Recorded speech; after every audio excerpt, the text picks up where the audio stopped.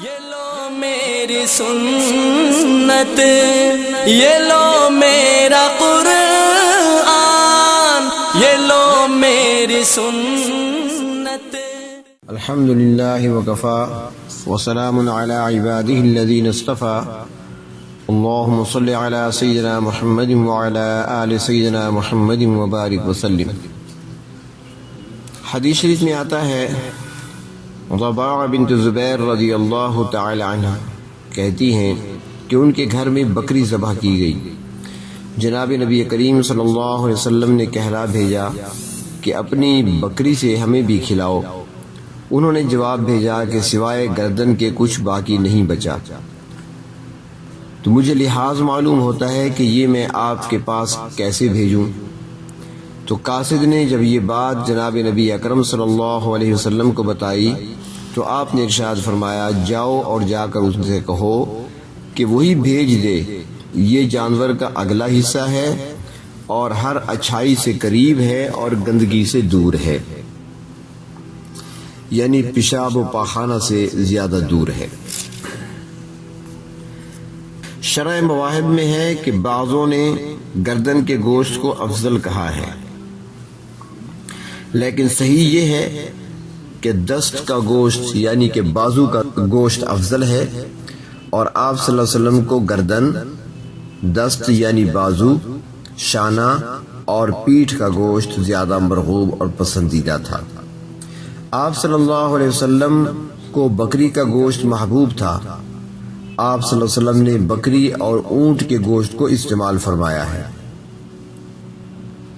شمائل ترمذی میں ہے، حضرت مغیرہ بن شعبہ رضی اللہ تعالیٰ عنہ سے روایت کہ میں ایک شب ایک رات جناب نبی اکرم صلی اللہ علیہ وسلم کے پاس مہمان ہوا۔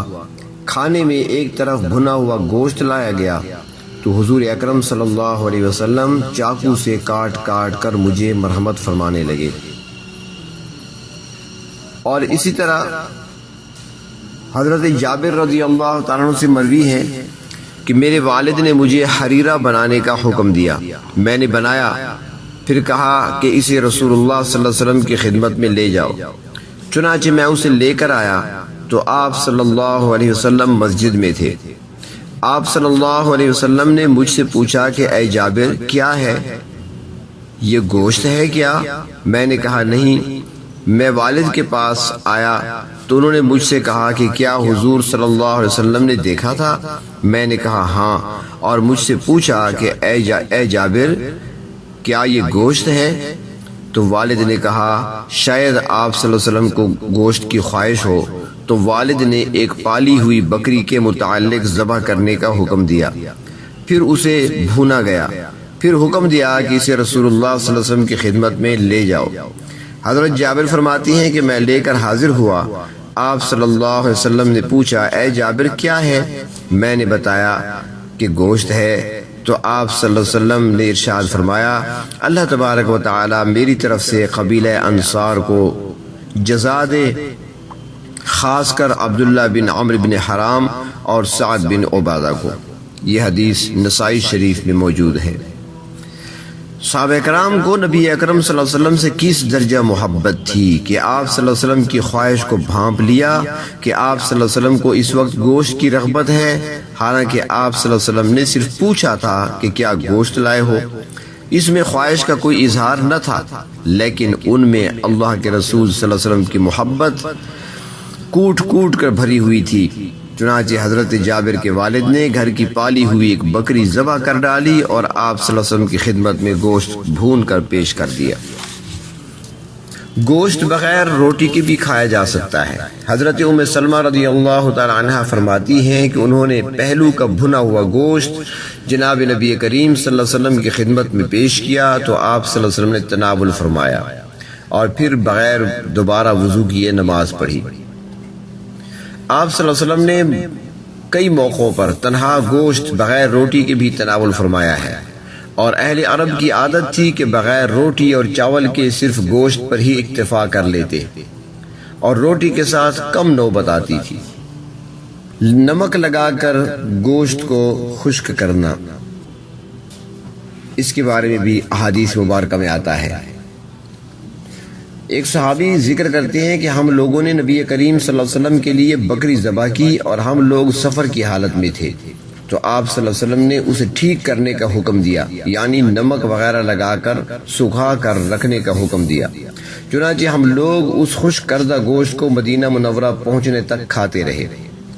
گوشت کے لمبے ٹکڑے کر دیے جائیں اور ان میں نمک مسالہ لگا کر خشک کر دیا جائے تو ایسا سوکھا ہوا گوشت کئی ہفتوں تک کھایا جا سکتا ہے، اور گوشت کو اس طرح سے رکھنا اور ایسا گوشت کھانا سنت ہے۔ قربانی کے گوشت کو بھی اسی طرح آپ صلی اللہ علیہ وسلم نے کئی دن تک استعمال فرمایا ہے۔ علامہ عینی رحمۃ اللہ علیہ فرماتے ہیں کہ قدید یعنی خشک گوشت نمک لگا کر جو خشک کیا جائے، تو فرمایا کہ یہ ایسا کھانا ہے کہ انبیاء علیہ السلام نے بھی اسے استعمال فرمایا اور اسلاف کا کھانا بھی ہے۔ حضرت عبداللہ بن مسعود رضی اللہ تعالی عنہ فرماتی ہیں کہ آپ صلی اللہ علیہ وسلم کی خدمت میں ایک آدمی آیا، اس نے گفتگو کی لیکن خوف کے مارے اس کی رگ پھڑک رہی تھی، تو آپ صلی اللہ علیہ وسلم نے ارشاد فرمایا، اطمینان رکھو، میں کوئی بادشاہ نہیں ہوں، میں ایسی عورت کا بیٹا ہوں جو خشک گوشت کھایا کرتی تھی۔ اور گوشت کا شوربے والا بنا ہوا سالن بھی آپ نے استعمال بھی فرمایا، بلکہ آپ نے پسند بھی فرمایا ہے۔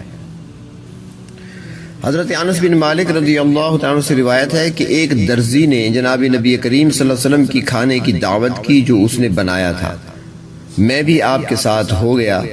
انہوں نے جو کی روٹی اور گوشت کا شوربہ پیش کیا جس میں لوکی پڑی ہوئی تھی، یعنی کدو۔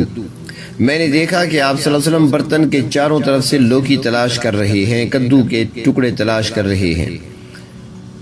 تو فرماتے ہیں حضرت انس بن مالک کہ اس دن سے میں بھی لوکی سے محبت کرنے لگا، یعنی اسے کدو کو رغبت سے کھانے لگا۔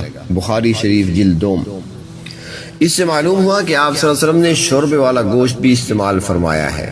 چنانچہ قربانی کے موقع پر بھی آپ صلی اللہ علیہ وسلم شوربہ والا گوشت تناول فرماتے، اور یہ بھنے ہوئے گوشت سے بہتر ہے کیونکہ آپ صلی اللہ علیہ وسلم نے شوربہ پڑوسی کو دینے کی تاکید فرمائی ہے۔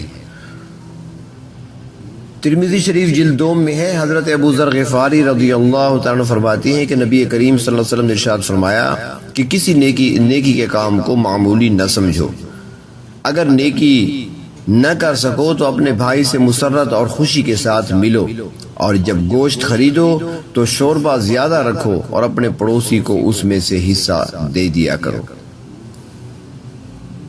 حضرت جابر بن عبداللہ رضی اللہ تعالیٰ عنہ فرماتے ہیں کہ نبی کریم صلی اللہ علیہ وسلم نے ارشاد فرمایا کہ جب گوشت پکاؤ تو شوربہ زیادہ کر دو، یعنی پانی زیادہ ڈالو، یہ پڑوسی کے لیے زیادہ مفید ہے۔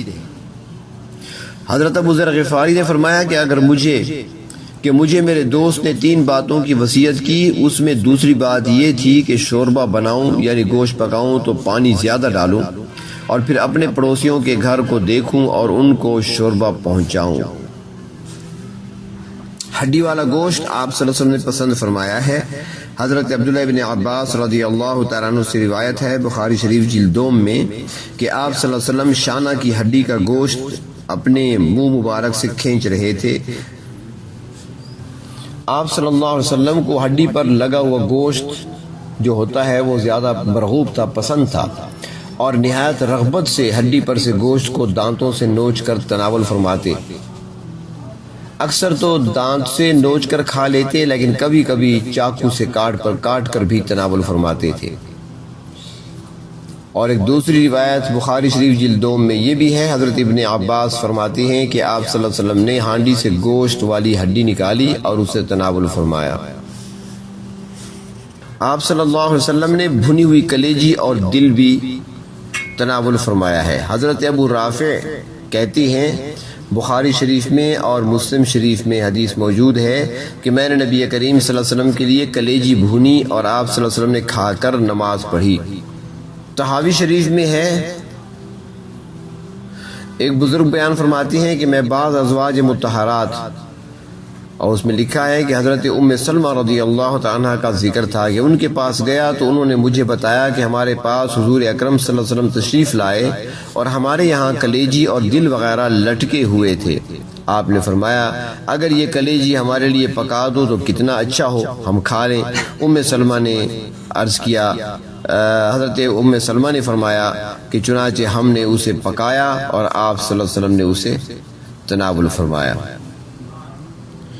اور ایک اور حدیث شریف میں آتا ہے کہ قربانی کے جانوروں کی اولاً یعنی پہلے آپ صلی اللہ علیہ وسلم کلیجی ہی کھاتے تھے۔